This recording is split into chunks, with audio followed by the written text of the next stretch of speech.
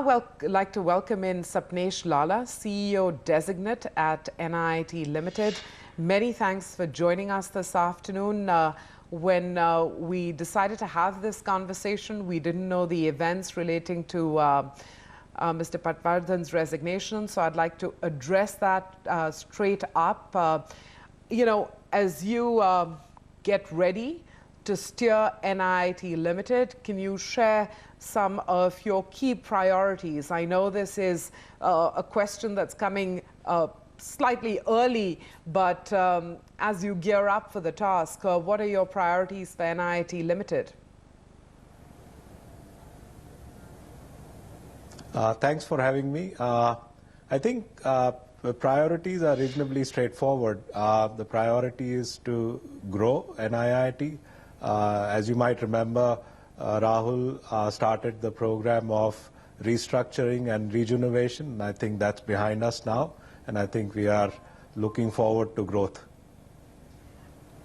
I was amiss. I should have said... That's really the priority. Okay. I was amiss in not saying congratulations, so please do accept our heartiest congratulations on your appointment as CEO Designate. But let's get down to business as well. And NIIT has been named, trainingindustry.com comes out with a top 20 list of training outsourcing companies. And this is the 10th consecutive year that NIIT Ltd has made it to that list. Can you provide some background on, why this is a, meaningful list to start off?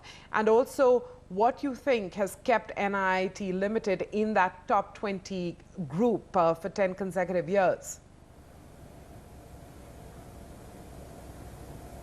TrainingOutsourcing.com was started by Doug, who I've known for many years. He's somebody who is seen as a pioneer in training outsourcing. Many years ago, he did outsourcing with Nortel. And he's a very respected person. The brand that he has built, TrainingOutsourcing.com, has since become a very relevant source of information for prospective organizations who are looking at outsourcing their learning function. So from that point of view, it's a very well-respected brand. We've had a relationship with them over the last 10 years, and they look at how we do in a reasonably detailed format. We have many interactions with them during the year, and we are honored to have been selected 10 years in a row as part of the top 20 list. I think it's also, in some way, it resonates with our prospects and customers, because over these last 10 years, the learning outsourcing business, which is really the corporate business of NIIT, has grown quite substantially. So I think there is a correlation between the two. Okay. In fact, just a short while ago, we also learned that NIIT has, bagged a 5-year deal from the Real Estate Council of Ontario as well. Can you give us some sort of details about that particular program or contract that has come to NIIT? Sure. It is among the largest contracts we've done in a while. The Real Estate Council of Ontario is a regulatory body that regulates the buying and selling of real estate, both commercial as well as residential, in the state of Ontario in Canada. As you might know, the Greater Toronto area is part of Ontario and is among the fastest growing real estate markets in the world. This opportunity gives us the ability to not only move forward the mandate that RECO has, but also be able to train and make first day ready the real estate professionals who are going to be joining the real estate workforce in the state of Ontario. This program has been on for many years. RECO did extensive study of what's working and what's not working for the program, and given NIIT's strengths, they felt that NIIT could take that program forward and accelerate the relevance of that program to the real estate community. And if you were to reflect a little bit on NIIT's ambitions in Canada for starters, where do you see the opportunities, fresh opportunities, for example, in a market like Canada? I think we've been looking at Canada for a couple of years now. We started our initial operations in Calgary to support one of our large customers. They have oil and gas operations in Calgary. So that's where we started. We then set up an office in Toronto or the Greater Toronto area last year with another customer. And then I think our message to the market was that we are there for the long haul, and that's really something that the market appreciated. They saw us as an organization who could benefit Canada, and that resulted into a couple of other customers joining NIIT with their outsourcing initiatives, and then more recently RECO putting its faith in NIIT. So we see it as a growth market. I think we will continue to make investments, and we think that we will soon have more than 45, 50 employees in Toronto.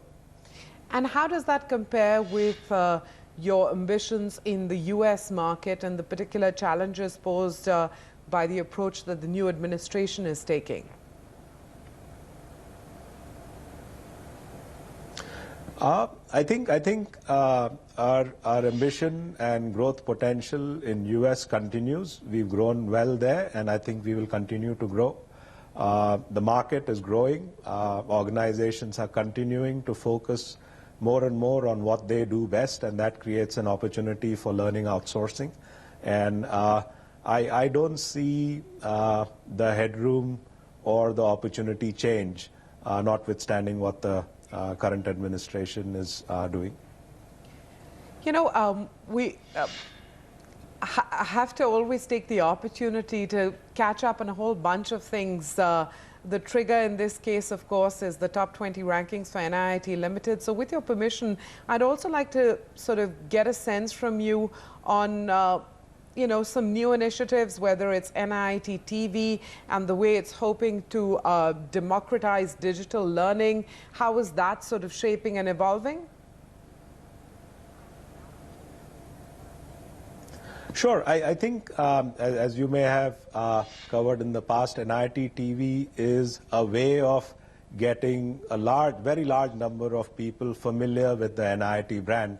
And I think it's succeeding quite well in that initiative. I think there are more than 500,000 folks who are now registered users of NIIT TV programs. And I think we want to continue to grow that, because that's a reasonably simple, straightforward, however value-driven method of people to get familiar with NIIT. They're able to see what NIIT is all about, and then based on that experience make their decisions on how else to associate with NIIT. You know, again, this is not a fair question to put to you, because I'm taking the comments made by the India head of one company, Capgemini, and these are somewhat dated comments, saying that, you know, 65% of staff in the IT sector are not trainable. Today, we also learned that Capgemini is announcing a reskilling program for 1 lakh staff in digital skills. And in a sense, it's symptomatic of what the tech sector in India is grappling with.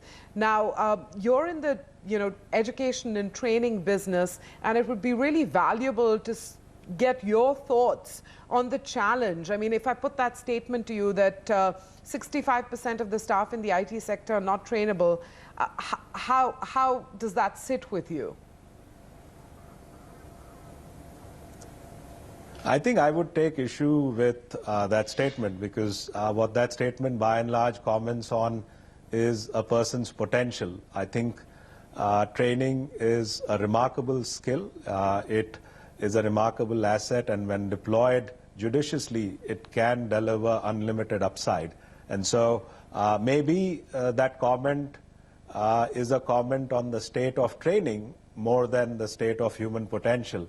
I think if training done well, it can achieve remarkable results, and I would really look at Capgemini, looking at the quality of training that they are able to deliver rather than the potential of their human capital. I think what IT is throwing at us today is highly trainable. I think NIIT has programs that can upskill folks in the larger IT community and get them to become substantially more productive than they are today. I think it's really the question of the quality of training rather than human potential. So I'm going to come back to the starting point of our conversation today, which was, where NIIT Limited is going to focus. And these are continuing conversations we have, but in your role as CEO Designate, it would be great to get some granular examples of your own priorities. Growth, yes, that's certainly on the agenda, but where the specific growth opportunities lie, some color and detail would be invaluable. You're very right in pointing that out. I think growth opportunities for NIIT lie in the area of corporate learning. That business has grown at upwards of 15% year on year, and my expectation is that that business will continue to grow. The second key growth opportunity is the digital skilling of the large IT workforce in India. I think the example that you provided sits right at the center of the opportunity that NIIT is working on and sees a tremendous growth opportunity.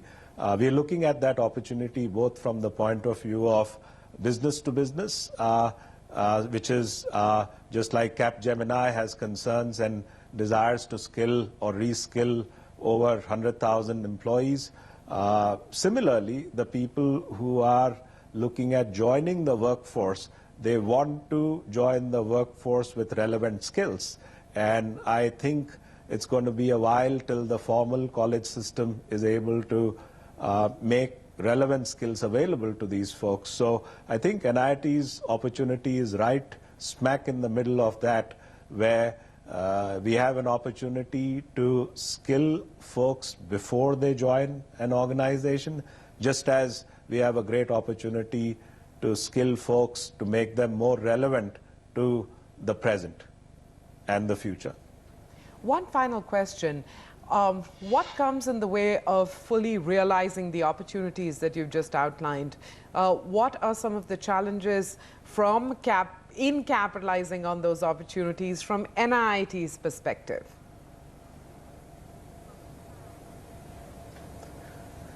It's really the ambition, and it's really our ability to communicate the value proposition and the benefit that our customers are able to get. And my focus is going to be to fix that. Well, I'm going to leave it at that. Sapnesh Lalla, CEO Designate at NIIT Limited. I mean, our conversation today was fortuitous in many ways. So thank you very much for covering the ground that you did in our conversation. And once again, congratulations, all the best, and look forward to speaking with you more frequently. Thank you for having me. Bye. We'll take a quick break on that note, and when we return, some macro cues that are coming through. One, of course, is how tax collections are looking in the big tax centers. Yes, we're talking about the metropolitan areas and, of course, the national tax collection picture. Direct